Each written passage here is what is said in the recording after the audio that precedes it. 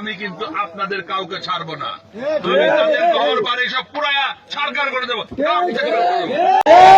ক্ষমতায় বিএনপি থাকে আর যদি আপনারা অন্য দলকে ভোট দেন, আমি কিন্তু আপনাদের কাউকে ছাড়বো না।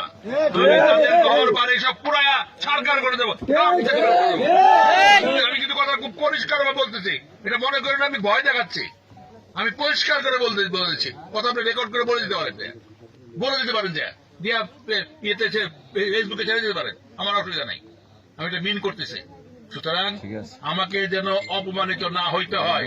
আমি যদি অপমানিত হই, সে অপমানের শোধ কিন্তু আমি ওইভাবেই নেবো। কিন্তু ঠিক আছে না? আপনাকে আমার অপমানিত হয়ে দেবেন, তাহলে সবাই কিন্তু 12ই ফেব্রুয়ারি তারিখে ট্রাক মার্কায় ভোট দিয়া জয়যুক্ত করবেন। মঞ্জুর হাসান মুন্সিকে অপমানের হাত থেকে রক্ষা করবেন, তারেক রহমানকে সরকার গঠনের সহায়তা করবেন, গুণাগার পাঠীদের সহায়তা করবেন। বিসমিল্লাহির রহমানির রহিম।